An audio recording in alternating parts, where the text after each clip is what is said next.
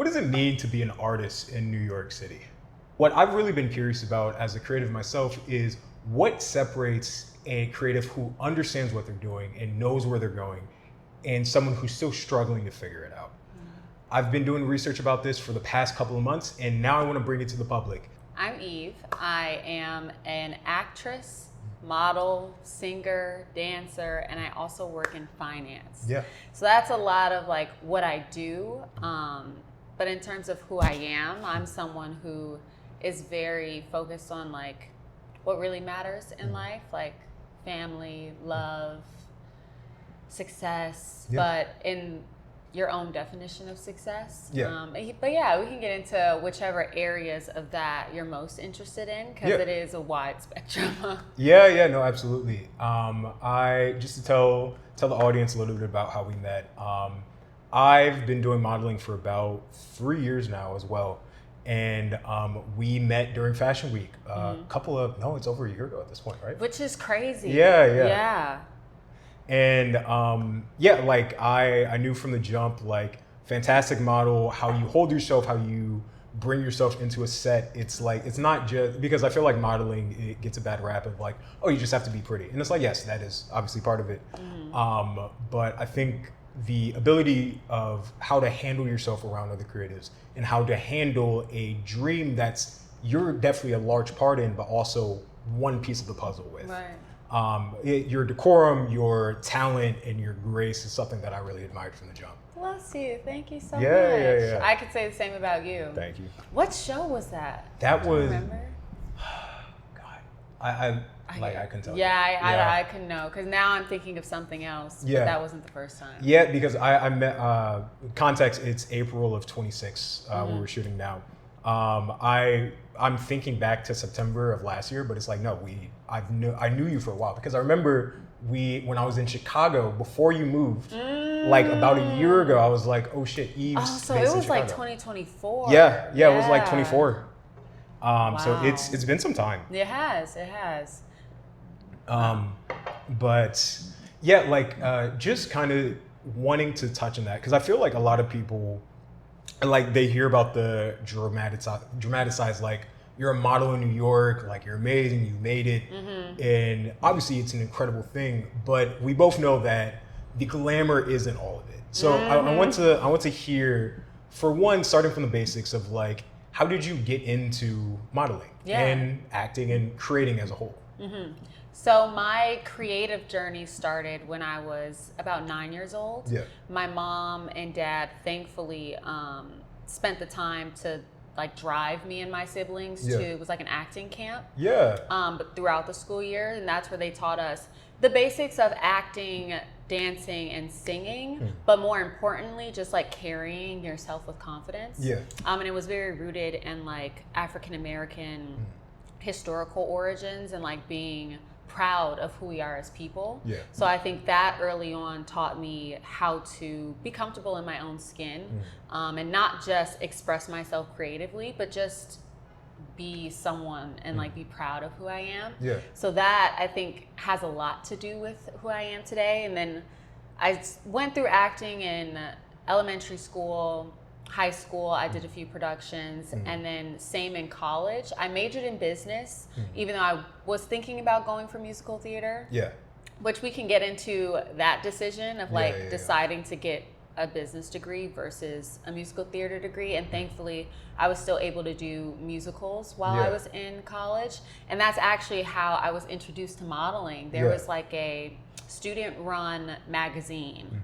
And at my freshman year of college at the University of Michigan, I would like applied. I think I saw some casting on one of their Instagram pages, and then I ended up being featured on the cover of the student magazine.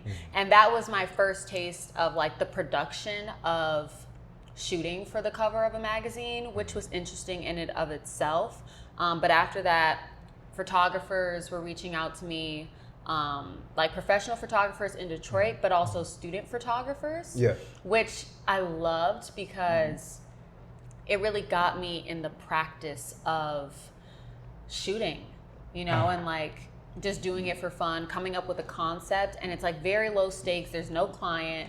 There's no I guess, idea of what the distribution was going to be. Just the matter of like, you're really cool at what you do, I'm really cool at what we do, and we're trying to figure it out together. So I've probably done at least 100 photo shoots at this point in my life. A lot of them were literally just for fun. And I think that got me really comfortable with camera. Yes, on camera, with my body, with movement, things like that. So and that was college. So that was like photography and like doing fashion photography.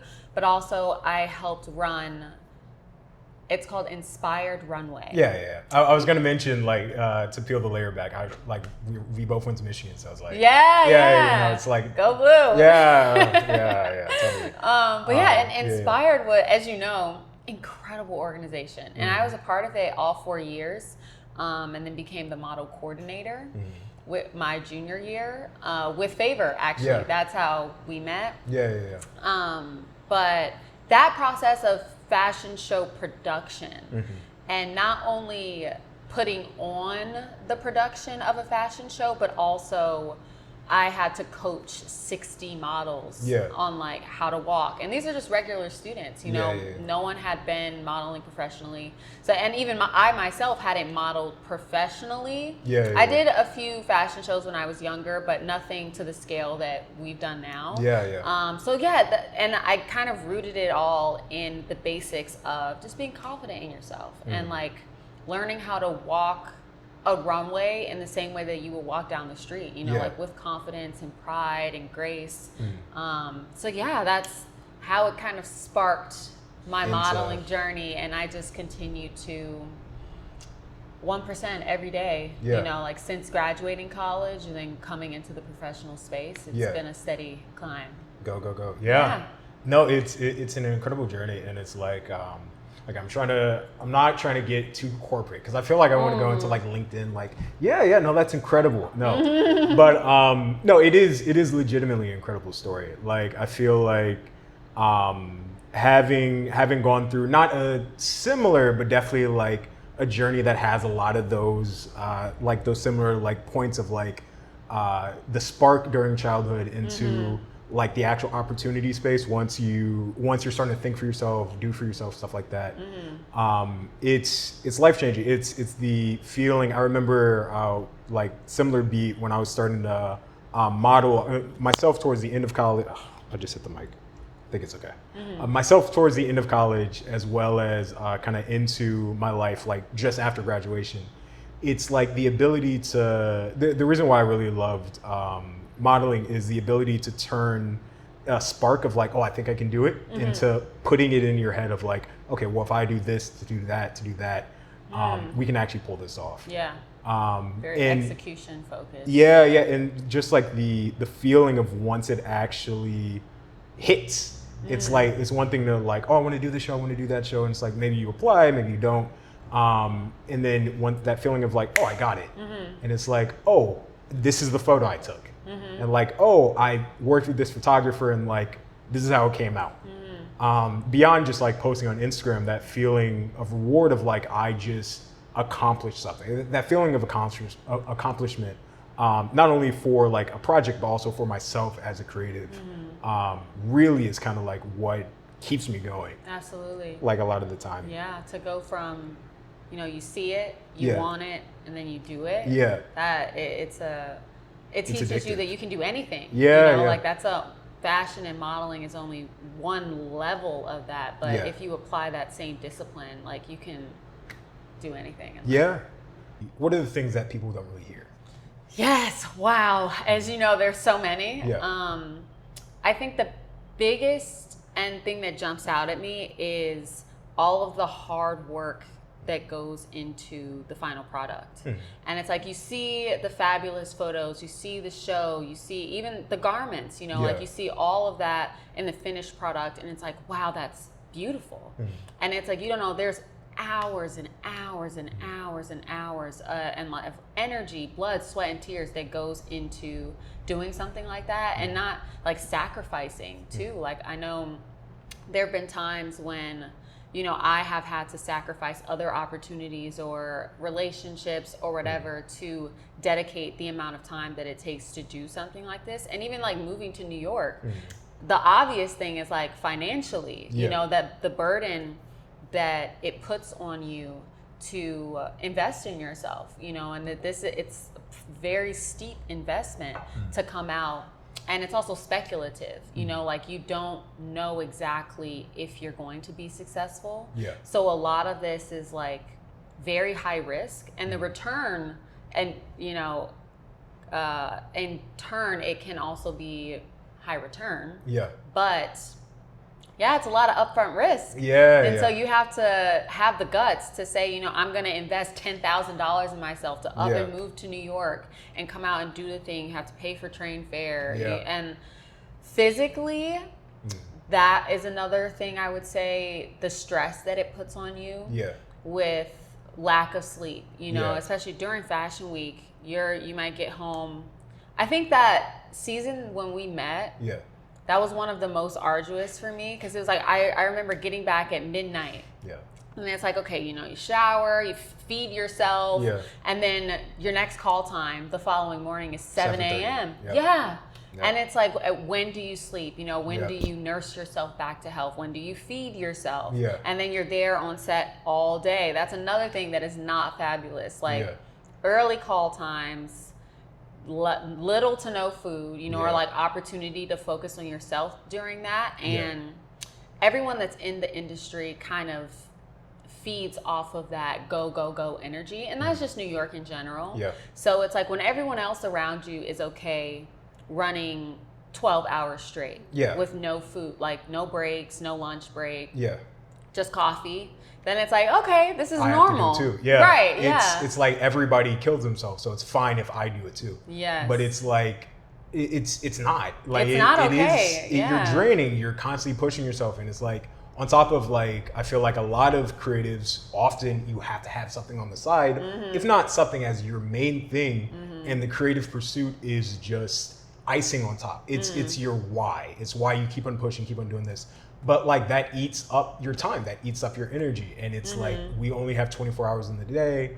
You should be sleeping for eight of those, but you're also working for 8 of those. So if the thing that you really, really want to do takes 12, and it can't come out of work, so it comes out of sleep. So now we're on it, 4 hours left. That's it. Exactly. So and it's a managing what do they call? Yeah, you're juggling so many things at the same time. Yeah. And that's why I think it's so important up front to get your why and have that feed you. And also, my faith is the most important thing to me. Yeah. And so I know that I'm not operating from a finite set of resources. Yeah.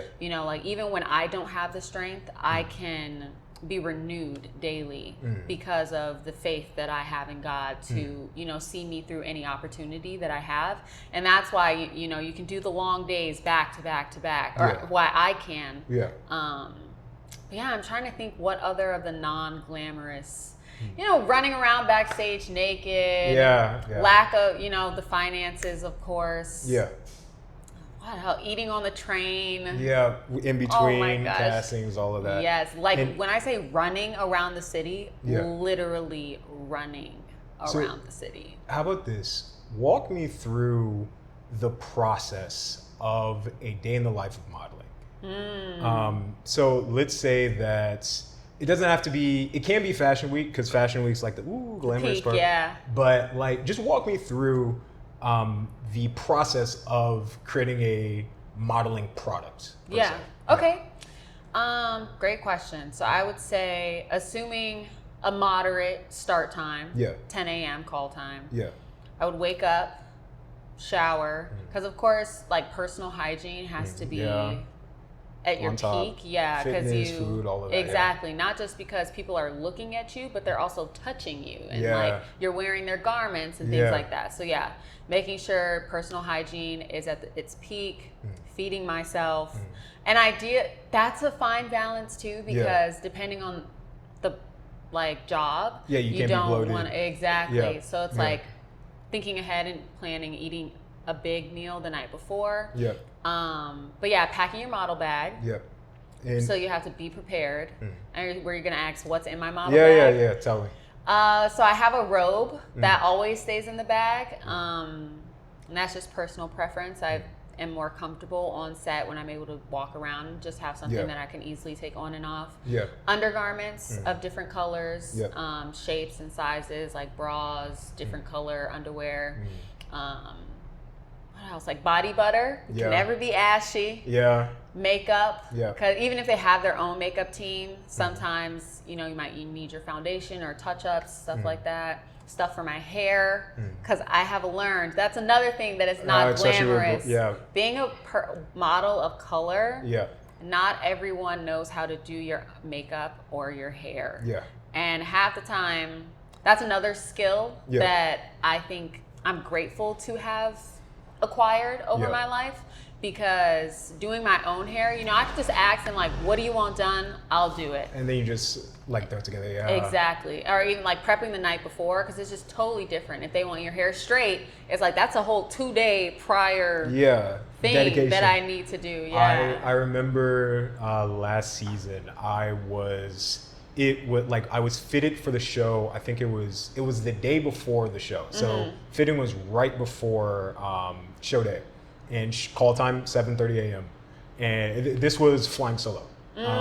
So I remember I jumped from one fitting to the next fitting. When I got there, the guy who I was walking for, like, I already saw his clothes and everything, and I'm like, okay, I'm prepared for this.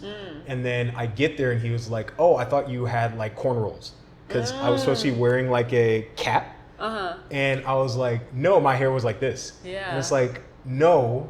And also, like, it can't just go from there to cornrows. Exactly. From this to cornrows. Exactly. Like that is a process. I need a week heads up. Yeah, exactly. And it's like I told him, like, listen, dude, I can try. I wore a wave cap so my hair was more compressed that night, and I got there in the morning. I'm like, dude, it's like I got it down by like an inch. Yeah. But like you need 3, and it's like that's like I need more prep time, and it's like it's also, I feel like that's another thing of like trying to be dynamic in a situation, but it's a balance, because like being dynamic in terms of like I will try to make this work, but also understanding where the limit is, because like, dude, I'm not gonna shave my head. Oh my god. Yeah. And that can be a request of like, hey, can you go bald? And it's like, which is another thing about modeling. It's like the whole job is around being what someone else needs or what someone else wants, fulfilling their vision. And it's like, okay, but I'm a person too. And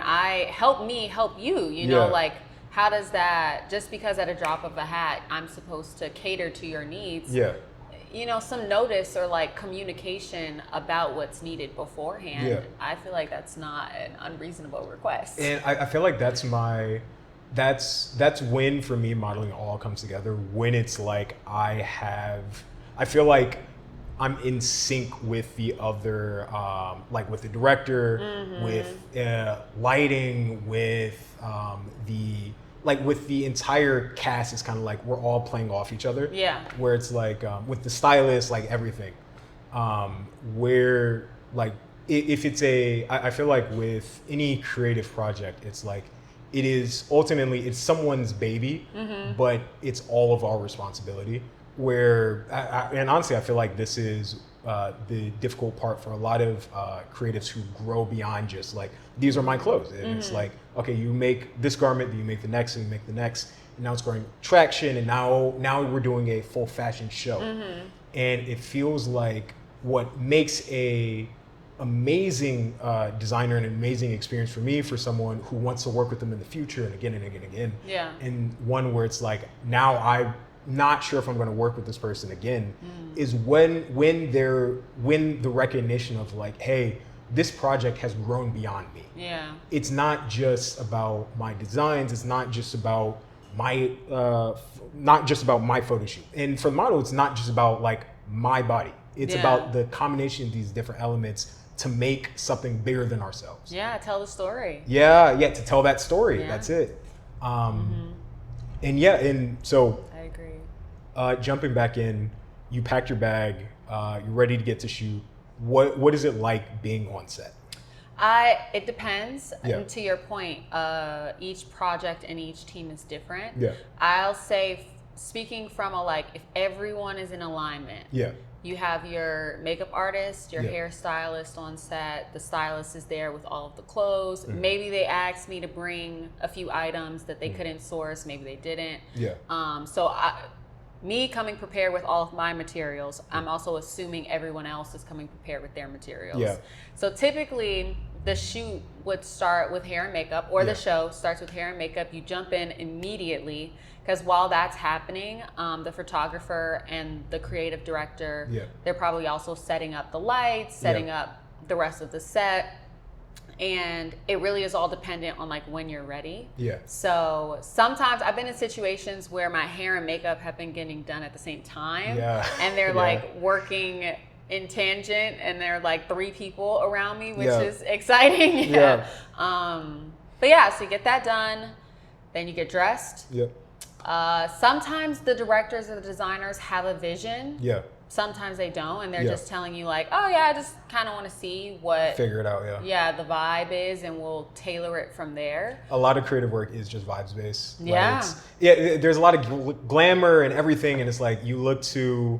I watched a movie last week, and it's I'm thinking through, it's not just oh, this is a pretty picture, but it's also the director how did they make this scene? How did they make this set design? How did they get the actor to portray the script like this? How did the actor read the script and interpret it to do this? How many takes did they do? Blah, blah, blah. Yeah. And it's incredible, and wow, creative projects are amazing. And at the same time, I've been on set, and it's I don't know, we'll figure this shit out. It's literally just whatever makes sense. I'm just gonna do that, and it turns out, and it looks great. And that's why you could have, even with acting, you could have the same script. Yeah. And the production would never be the same. Yeah.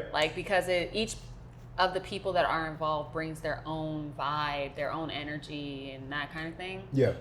But jumping back, so once you're dressed, everyone's cool with the look. Then you might shoot a few test shots with a photographer so they can figure out the lighting. And then it's go time. They kind of just shoot, and you try to get as many shots that you can get as possible. And for that, I just am mostly focused on movement or lack of movement. It really depends on the project. And if you're only wearing the one outfit, versus maybe if it's an e-commerce situation, then it's okay, you got that shot, they tell you exactly what they're looking for, and then you switch. You put something else on, jump back in, do it. If there are other models involved, maybe you'll have a moment before where you ask each other, figure out what people are comfortable with, touching or whatever. And that's pretty much it. If it was a fashion show, though, it's the whole... whole hair and makeup, a slew of people, all the models, and then it runs, and you're literally on it for 3 minutes, if that. It might be a 30-second walk. Yeah. And then that's it. You'll be lucky to see if you can get photos after, which is another thing that's non-glamorous. It's your own responsibility to secure materials and relationships. They're not just gonna willingly send you the photographs or collect them from all the photographers that were there and then send it to you neatly packaged in an email. It's no, you gotta hunt for it. On set. You gotta network, figure out contact information, and be okay, I'm gonna message you so that I can get this after the fact. But I think that's all the elements I can think of. Yeah, and it's I remember there has been a shoot or show that I've done where it's I got into a big publication, and I only figured out that I was in the big publication by reading the article. Oh my God. And it's well, dog, there were 6 people who were right next to me in this show before it even got to the writer for the magazine. So it's no one can just say hey, what's up, guys? Here's the article. Right. This got published of my work taking a photo of you. Right. But it's all right. Yeah. It's and it's also talking to my photographer friends. It's also the nightmare of they have 3,000 shots, and they're okay, of this 3,000, 300 are good. Of these 300 that are good, 7 got into magazines. Yeah. From somewhere, I don't know. Like it's in a Vogue article. They don't even know sometimes. And it's like, it's the communication in between a project with other projects, in between creators with other creators. And we're all just trying to figure it out. And you can tell the difference too. Like I think inherently the industry is very selfish. You know, everyone's looking out for their own best interest. Yeah. But you can really tell the difference when your teammates, you know, care about the rest of the team. Yeah. You know, whether that's before, during, or after the production. Yeah. Like it's not, hopefully they'll send out a call sheet that has all the information you need. Yeah. Hopefully they'll send an email after, at least thanking you for your time or sending you the relevant materials. Yeah. But that's not always the case. Yeah. Yeah, no, there's a job that I just got back into town. And when I landed, I was like, oh shit, I like this. Like I saw something that reminded me of a job I did recently. And then when I saw that, I'm like, oh shit, I gotta check if I got paid for that. I feel like payment is a nightmare sometimes. Yeah. Sometimes it's like I do the job, seconds later it's like, okay, here's the payment. It's like fantastic. And then there's sometimes where I do the job and it's like, it's tooth and nail of like, hey, I need this itinerary. I need I need this delivered to me. I need this. I need that. Yeah. And it's like most of the time, I've never had a situation where it's like someone doesn't want to pay me for a job I did. But I've had plenty of situations where it's like I do a job and they're like, oh, you didn't get paid? I thought it was this person's job. You're right. And I go to that person. Them. They'll get it to you. I talk to that person and like, no, it's this guy's job. And I talk to that guy and it's like, listen, dude, I'm just the photographer. And it's like, okay, well, someone has to be in charge of like making sure this runs because it is like ultimately like we're creatives, it's for the passion, for the love. And at the same time, like this is a job. Like we are like, I'm doing this for money. You're doing this for money. At the same time because in the world, we have to get money in order to survive, unfortunately. And then on top of that, it's like, I feel like the dream, quote unquote, is to find something that you're truly passionate about and making that part of your life. Yeah. And in order to do that, we have to get paid for it. Definitely.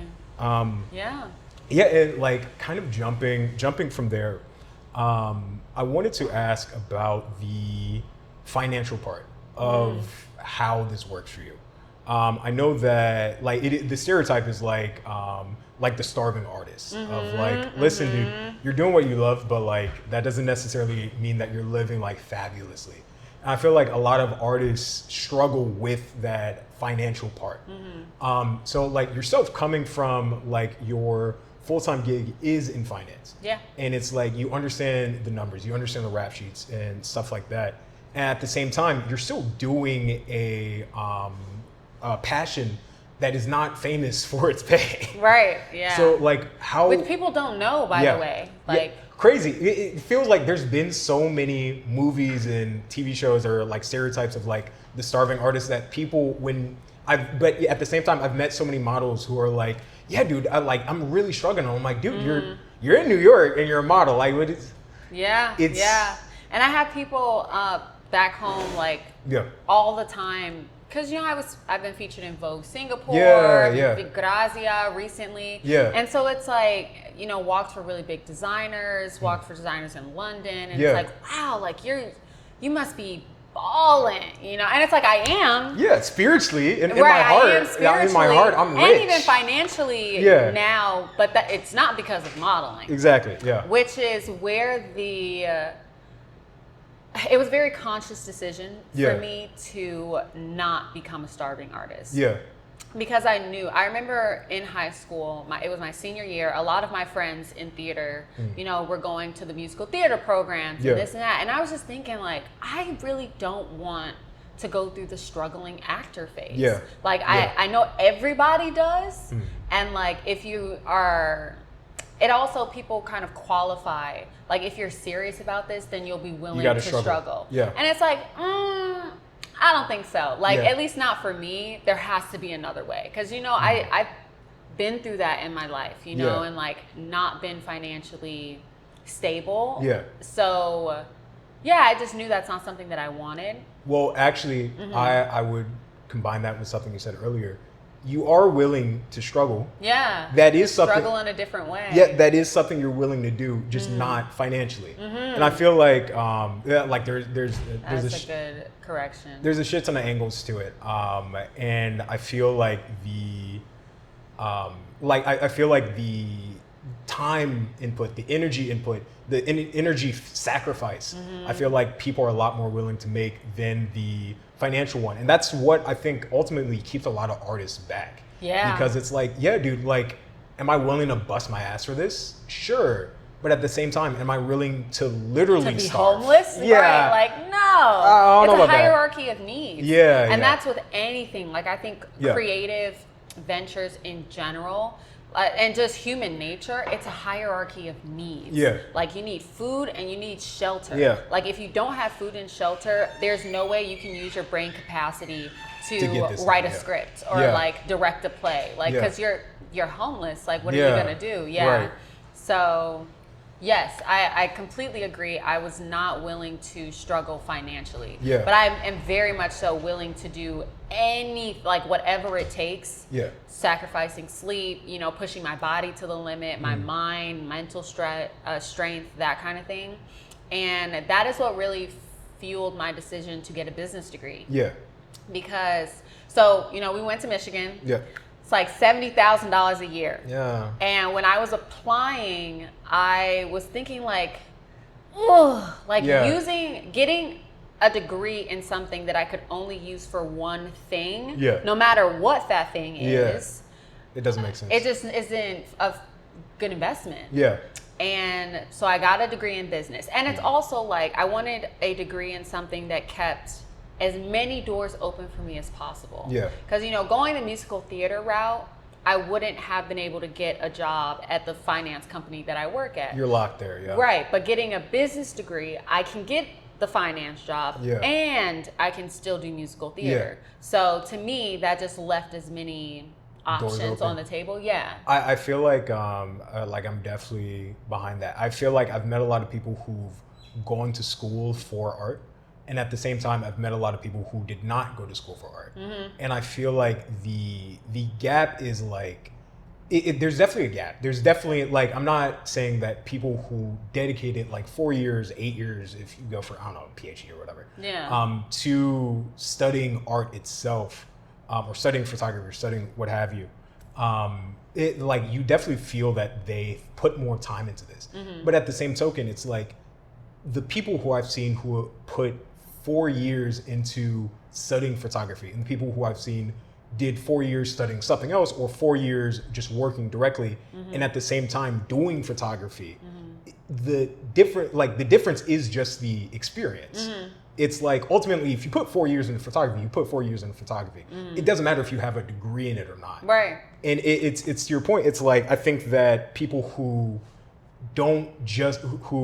pursue photography alongside doing something else. So not just doing the degree, but doing a different type of degree and doing photography whenever they have time. It's going back to the same thing of like, it's an energy strain, it's a time strain, but they're hedging their bets on the financial strain in the future. Exactly. Yeah. And that's why it's so important I was talking about the why. Yeah. It's also important to get your priorities in check, because it's like, do I want to be a successful model? Yes. Do I want to be a successful actor? Yes. Do I want to raise a family one day? Yes. Do I want to travel the world? Yes. So it's like, those things require different resources. Yeah. So it's like, even if I decided to go to school for art, and a lot of my contemporaries, they are already on Broadway now, and they majored in dance or majored in musical theater. So it's like, okay, they maybe got there sooner,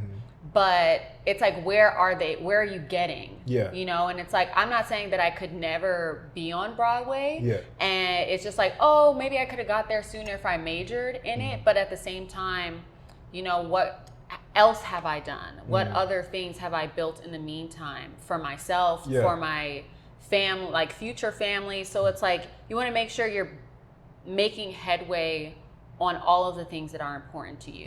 And if the only thing that's important to you is making it to Broadway, then cool. For some people, that's where their sights are set on.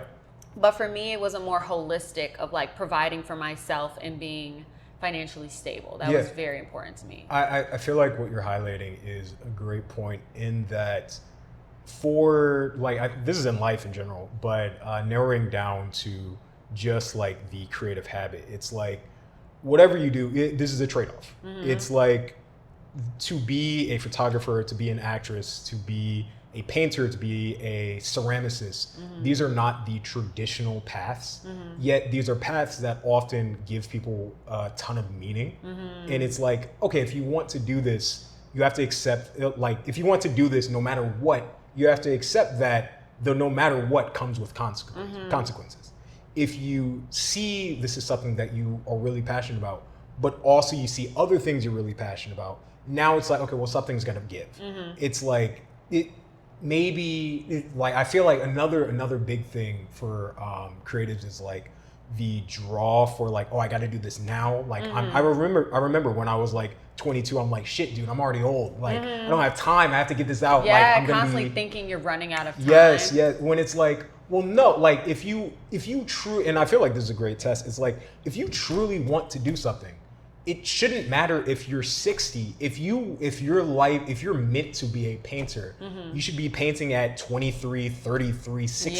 Yes. The longevity, the sustainability of it. You have to have patience. Yeah, it's better to do that than put everything into like, I gotta be a full-time painter right now when I'm 18, do it for 5 years, get burnt out, and then quit, do a normal job or whatever. Right. And then now you're regretting that for the rest of your life. It's like, if you want to do it, push and try to figure it out how to make it work. Yeah. If it doesn't click on how you can make it work right now, accept that, do what does work, and then we can still do this. It's not like your life is over. Right, the doors are still open. Yeah, like you're still alive. Leave doors open for yourself. Yes. And it's especially thinking about finances and like the opportunity cost of what you're not doing.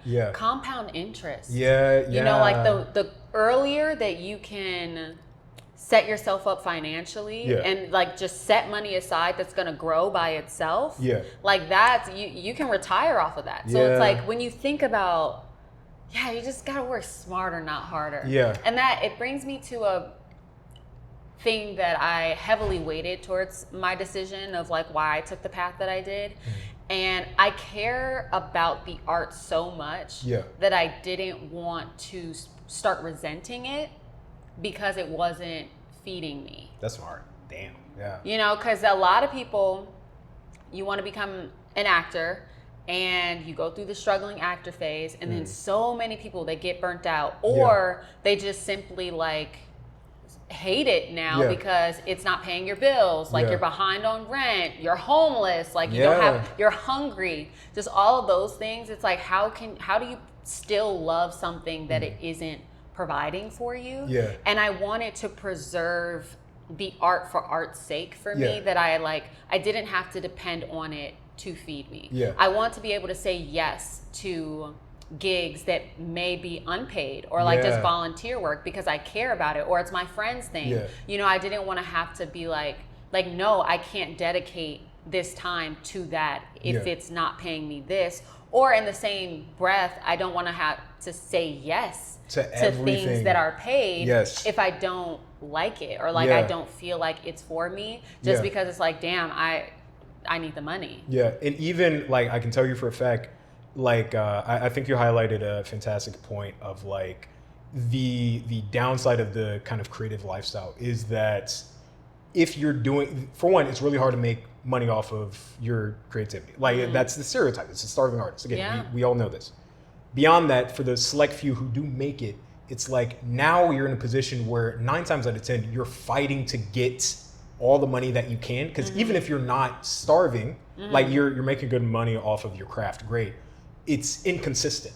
You're not guaranteed to make this money every month like a salary would or what have you. And now it's like, to your point, it's like now you have to fight for everything. It's like, I got this job, it pays $2,000, that puts me over the line so I can like pay rent and go on this trip I already have planned. At the same time, I don't want to fucking do it. Now it doesn't matter. It doesn't matter how you feel. You have to do the project. And it's like, well, now we circled back around to the point of like, I want to live my own life on my own terms. But there's always a trade-off. Even for people who do the full thing, they go to Broadway, everything. It's like there's always a trade-off somewhere. Yeah, the show's always gonna end. Yep. Yeah. And then you got to figure out what next. Yeah. When you're young in general. Yeah. There's a feeling of like there's only the present. Yeah.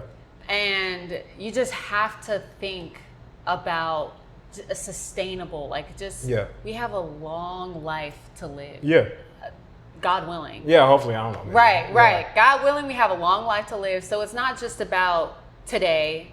And I say this with the caveat that like it is just about today. In the same breath, like finding a balance of planning for the future and setting that Eve up. Because I think a lot about like Eve today. I think back to what Eve 5 years ago did. I'm like, man, thank you. Yeah. For real. Like shout out to her because she made so many sacrifices. She did what she needed to do in order for me to live the life that I am today. So like I'm thanking her. And at the same time, I'm thinking about future Eve. Like I want her to thank me now.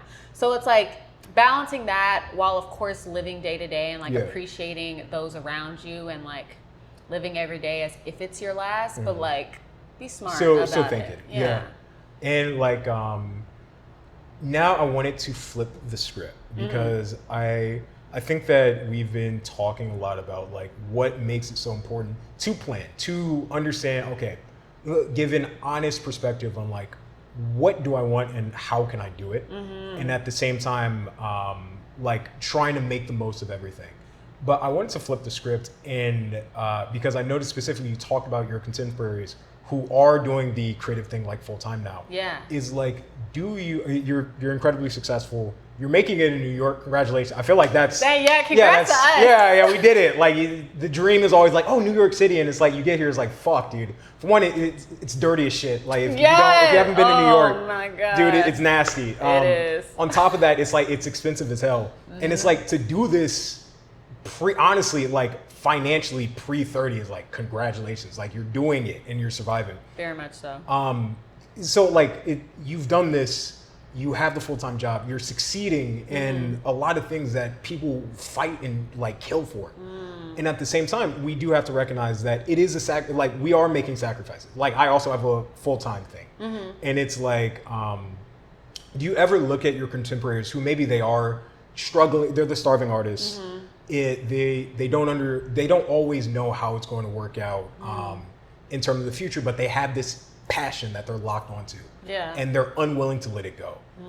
Have you ever had the thought of like, well, what if I just said, fuck it, I want to do theater, I want to act, I'm going to put my all into it?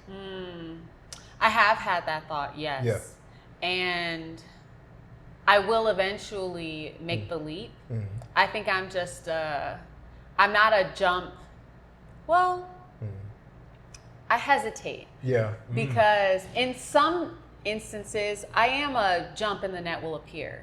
Because going back to my faith, I believe that any step that we take, is purposeful. And like, you'll always be okay. So, I say, why not, but at the same time, I have 6 months of expenses saved up. Planned out, So it's like, okay, I'm going to do this. I'm going to take that leap. But if anything were to not go as planned, I'm good. Plan B, like I have a plan B. So yeah. In terms of, so I guess what I wanted to, where I kind of want to push for is within this space. I think that you've described really well the logical, I have my exits covered. But I want to dig into specifically the emotional piece. Because I feel like artists or creators I talk to are in two camps. It's either they're very strong on like, fuck it, this is my life, I'm going to do it this way. And I respect that, and I'm also like, you're kind of short-sighted. On the other hand, I see creatives like yourself who are very strong in the, I want to do this, and also I want to live my life. I need to make sure that I'm setting myself up for success. And I respect that, and I'm that type of person as well. The full disclosure. And at the same time, I know that it's something that I struggle with, and I'm hearing that you struggle with it as well. Of like, you always, I would speak for myself. I always have it in the back of my head of, why are you afraid? Because for me, when I think of my creative pursuits and aspirations, it's like, I have these ideas and I have this dream, and it's like, but it doesn't make sense now. But I can't do it. But this, but that. And it's like, well, at some point it is smart. Yeah. And at the other point, it is fear. Like, you are not pursuing the life you want to pursue because you're afraid of what if it doesn't work out. Right. Yeah. So I think also afraid of, even if it does work out, what happens? Yeah. And like, is that going to be enough? Yeah. Which is terrifying. Yeah. It is. And so what I'm hearing you ask is like, with the emotional piece, how, okay, I think I'm understanding. There are times, and of course, even today, I think like, would I be further along in my creative career if I wasn't spending 40 hours a week doing something else? Yeah. And the answer, I'm certain, is yes. Yeah. However, there's also, I have a feeling in me that I'm not discouraged by the fact that I'm not further along in that, because I know that it's still coming. And me spending my time on something else right now, it's not mutually exclusive. You know, like, we're spinning these plates and we're juggling everything at the same time. Yeah. So it's like, if am I beating myself up that I'm not already on Broadway, or like I haven't already been in a feature film? And it's like, not really, because I'm still actively working to achieve that. Yeah. Could I pour in more time if I wasn't working full time? Sure. Yeah. But then that begs the question of like, if I was homeless, would I be able to film self-tapes? Right. You know, like, where am I going to do that? How am I going to get the train if you're couch surfing, like, do you even want to go to fucking Fashion Week? Like, so, I don't know how am I going to pay rent this month? It's exactly. Like, how am I going to live in New York? Yeah. You know? Yeah. So I think that my fear is caveated by evidence. Yeah. You know, I can see that, you know, me putting the time in, even if it's like 40 hours a week on my full-time job, do I have any left over to spend on modeling and acting? And the answer is always yes. Because if you're willing to sacrifice other things, if you're willing to put in the work, like, you know, we've done so many shows together at this point. So it's like, a lot of people don't even believe that I'm working full time. Yeah. Because it looks like I'm working full time modeling because of how, like, the sheer volume of what's going on. So that's why it's like, you can't let your brain think of it in two separate lanes. Yeah. I think of it as one holistic story. Like, it's just me. And because it's also, I highly encourage everyone, like, if you are and do need a full-time job to provide for yourself while you're pursuing creative endeavors, make it be in something that is teaching you relevant skills. Yeah. Like, for example, I work in real estate finance. Yeah. And I do desire to own my own real estate eventually. So it's kind of like I don't know, like I'm a secret agent. You know? Like, I'm going into this space so that I can gather all this information, and then I'm going to use that to further me. And you know, everything that I'm learning administratively and like execution wise and like how to get deals done, I think that is very transferable to the creative space. You know, like, not only being the talent, but also being on the production side as you are actively learning, you know, like how to network with businesses, because even owning the coffee shop that we're sitting in right now, somebody owns this land, somebody owns this building, and this is actively providing a space for creatives to do our creative thing. So if you owned the space and could provide that to yourself or to other creatives, like, that's still feeding that creative bug that I have in me. So it all kind of, it wraps into the story together. You know, I think you highlighted something that's really fascinating. It's like, I feel like the ideal creative that, at least I feel is in the creative, like, or in the like mental, like, zeitgeist, is that of a selfish creative. where your brain, your ideas are the center of the universe. It's like you're the director. You know exactly what should happen and how it should happen, and your vision is true. Yeah. And it's like, I feel like that isn't very realistic, and it's also selfish, because like true creativity and true art isn't the product of one person sitting in the room all day. Never is. Art is a remix. Art is always your brain bouncing off the brain of others, either in the books you read or the art you experience or the places you've been or the people you meet, etc. And it's like, ultimately, to really like, I think that for creativity, it's kind of like people don't harness creativity. Creativity takes over people sometimes. It feels like something that when I want to do something, and I'm sure like a lot of people can relate, it's like, it's not just I want to do it. It's like, oh, I should do that. It's like it eats. I need to do it. It's eating me, and it's like constantly pushing me to go and do this. And then eventually, when I go and do it, it's not just like there are pieces that it is just selfish. It's like, I made this painting because this is the vision that I had. Yeah, it's done. But as things get bigger and bigger and bigger, when you go from a painting to like a mural to like a citywide art piece, it's like you have to get other people involved. And as you get more and more people involved, that's where you transition and you recognize that it's not just one creative vision. It's you're working in service of the art itself. The art doesn't serve you, you serve the art. You have to get this idea out there into the world. And in order to get this idea into the world, that doesn't necessarily mean it's just going to be you working on it. You have to accept that sometimes you have to sacrifice everything that you want by yourself to get this baby out into the world. It takes a village. Which goes back to the why. Yeah. Because it's like, why are you doing this? Yeah. Because if you're doing it because you love art in general, and so it's like, okay, I love art. I just love everything about this. It's like, sure, I can paint something. I could facilitate someone else being able to paint something. I could make, I just went to the art expo. And that's huge production. And like, there's so many artists there that are able to showcase their art, and like, not just artists showcasing, but also regular people being able to consume this, like, and be inspired by it. Exactly, like being exposed and transformed by the art that we see. Like, I love everything about that whole thing. Like, I want to be involved in it no matter what part I play. So a lot of my decisions come from deciding, like, how can I be of more value to the art, to this idea. And I think it's a fantastic perspective of like, not just being like, I want to do this thing, but also recognizing that like, this thing, it's bigger than you.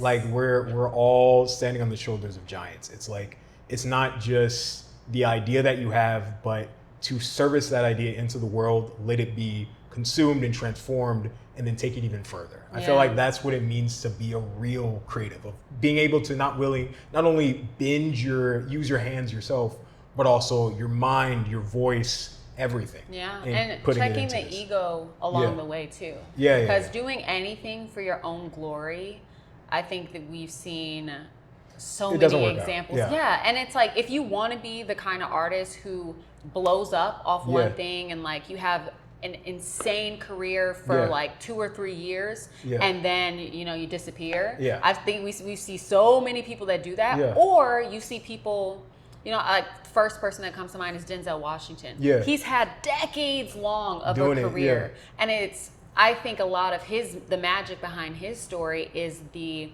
1% every day, like the consistent, sustainable building of a career over time.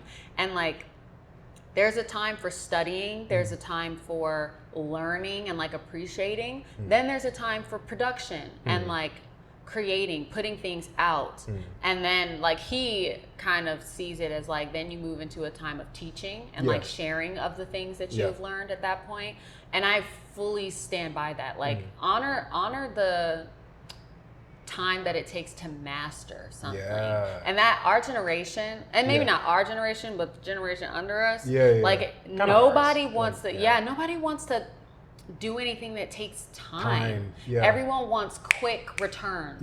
And it's like, you just have to understand that, like, one, anything worth having doesn't come easy.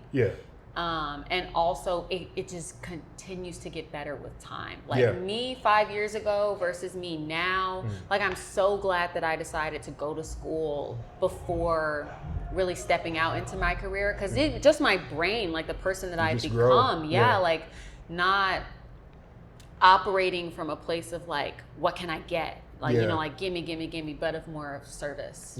And from what I understand from our conversation, you're doing fantastic. You're putting time into this. You're willing to spend the time. You do put some money into it, but the money that you get out is more than that. So you're making a return month to month. To the point where this is, you could call this officially, it is a full-time job. It's not just a hobby that like, oh, I make a couple of bucks. It's like you're making decent money off of doing modeling. And from what from our previous points, it's like you eventually want to do modeling, acting full time, but you also respect that it doesn't have to happen now. And I think that's a really admirable trait. And again, kind of is in service of the love of the game itself, not just like, oh, I want to be a star. It's beyond the ego push of like, oh, I got to do this, I want to be important. So like, no, I want to do this because it is important to me. I feel like that's strong. And I really admire about that. And there was one point in the pre-show that caught my attention, because I know through this conversation and also from previous conversations, is that you're very passionate about acting. Like you're a model, you're a fantastic model, and you do love it, but it is ultimately, you know, that acting is something that you're very, very passionate about. And when I saw in your application, when I asked specifically, like, what do you want to do? Like, kind of what's that vision? I saw that you left it out. So I wanted to ask you about that. Was that just brain fart, you just forgot it for a minute? Or is it kind of evidence of your perspective changing? Is it something deeper? Left out modeling, you're saying? You left out acting. Yes, okay. I still want to be an actor. What is shifting? There is a shift that's happening in my view for my future.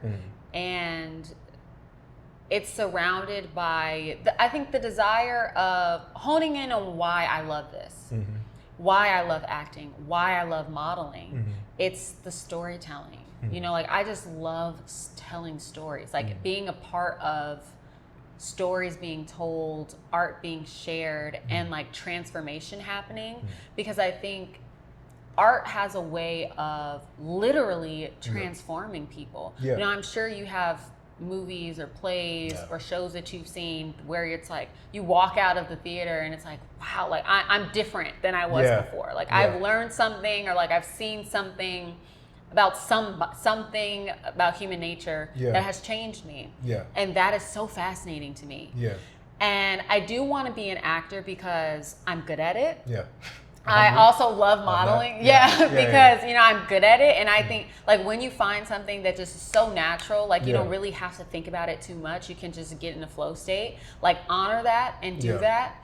Why I left it out is because I'm realizing the industry we're in. You know, there's millions of actors, and not saying that I'm not special, because I believe I am. I just think I have a lot more to give than just being the talent, especially like kind of what we were talking about with modeling.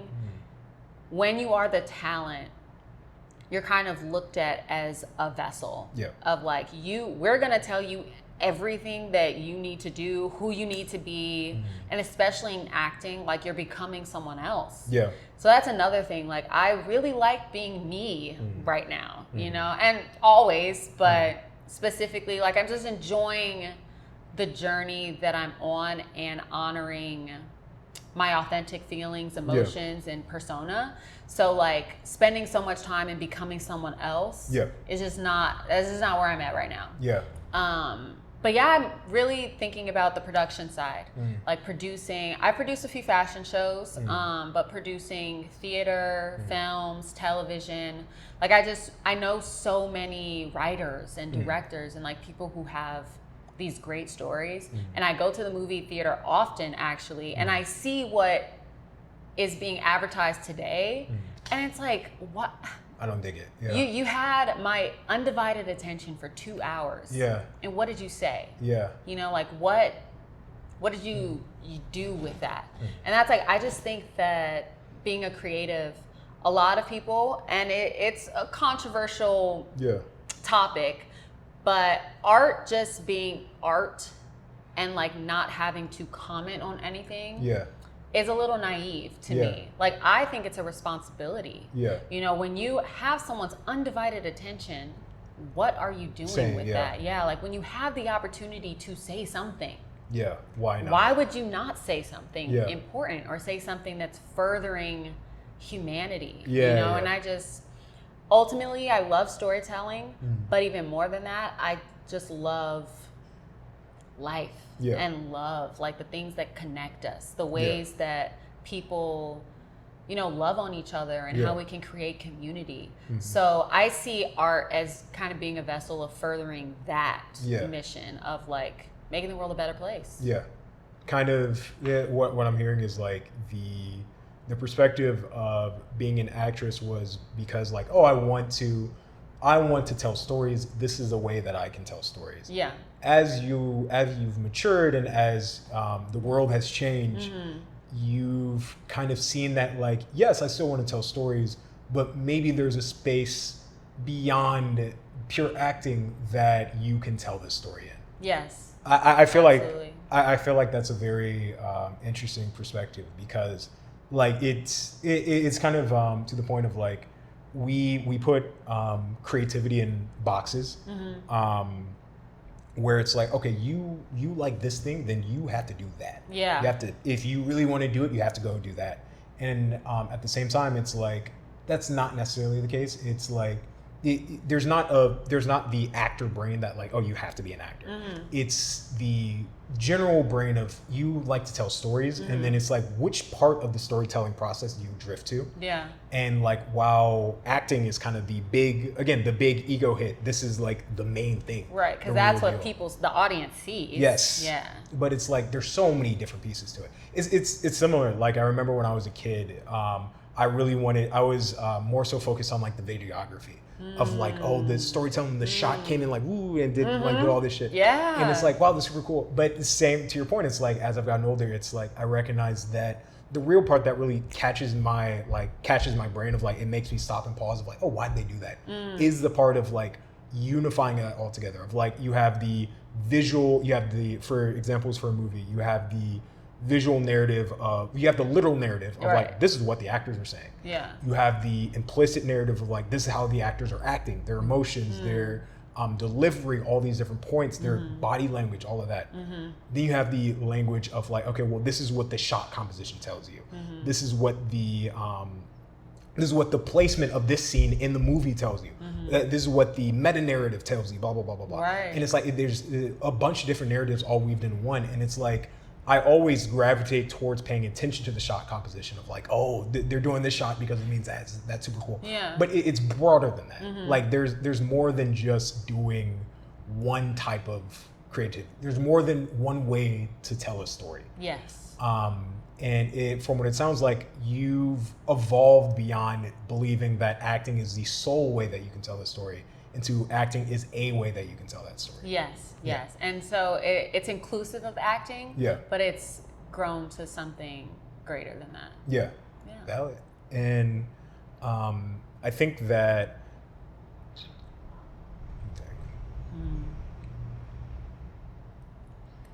all right. Again, this is a pilot episode, so like I'm figuring out as I go. Take your time. Because originally, from your like application, when I read through it, I looked into your portfolio page, kind of looked through that, and I had like one main point of feedback of like for you to consider. Yeah. But like now with the way that the episode went, it's like this is just kind of out of left field. But like I guess we can still talk about it. Yeah, you probably insert it. Yeah, we'll make it work in post, I guess. Yeah, like when I looked at your application as well as read the materials that were attached, you attach your artistic portfolio, and while reading through it, like one thing really stuck out to me is that you, again, like you're passionate about art, you're passionate about film, you're passionate about Broadway, and all these things I think that you're set for.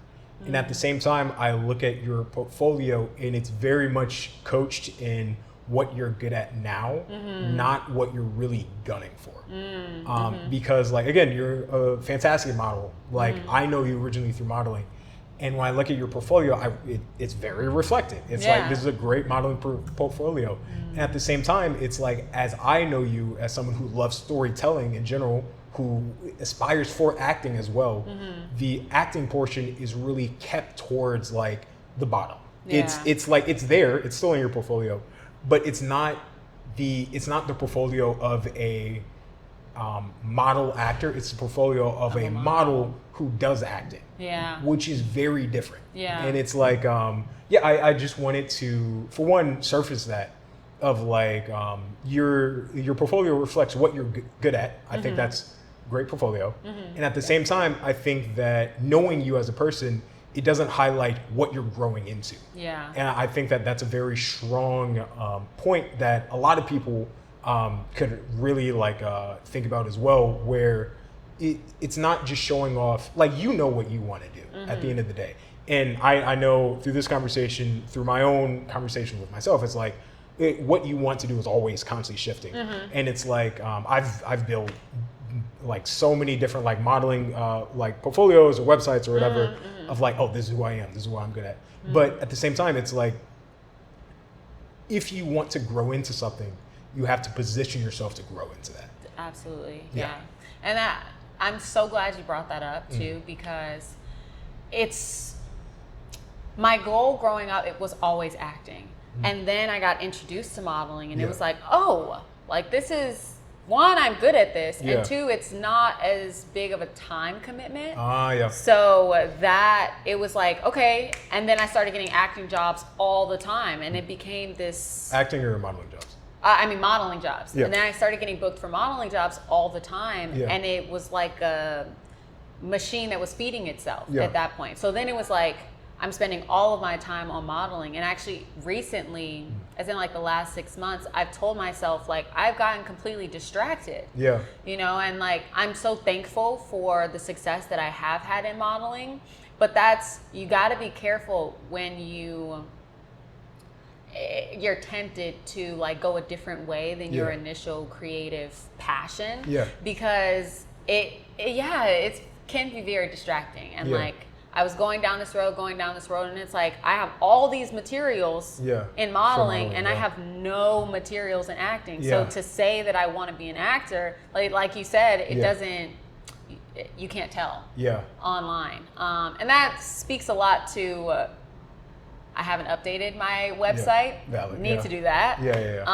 But also dedicating your time and getting your priority list in check, and that's why I haven't done that in a while, of like literally writing out the things that are important to me and what I need to do, and then matching how I'm spending my time to that. As of recently, I have done a lot more with acting, but like with theater, none of that is recorded.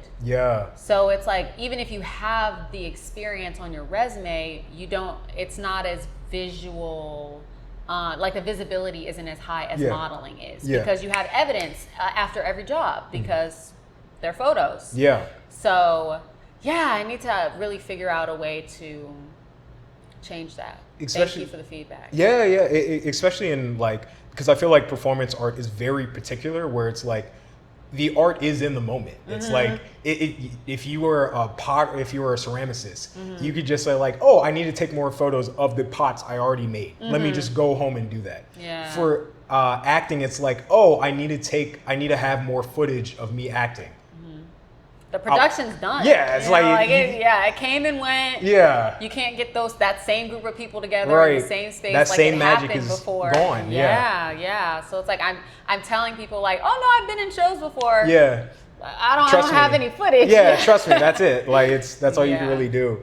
Yeah. It's like no, and that's fair. I feel like especially in the modern day where like everything is recorded, and for me personally, like I know that I like to just do art, like for instance, like I do sculpture, painting, stuff like that. Oh, dope. I've posted none of it because it's like it's to your point, like way back of like I like to do the art for art's sake, and it's like it's for me, honestly. Like there's been paintings where like I spent time and energy in putting it together, and I just put it outside because it's like the process, the creation, the artistry of it was why I needed to do it, and now that it's done, I'm good with it. Yeah. And at the same time, in the modern world, it's like if you really want to do this, you have to always have evidence,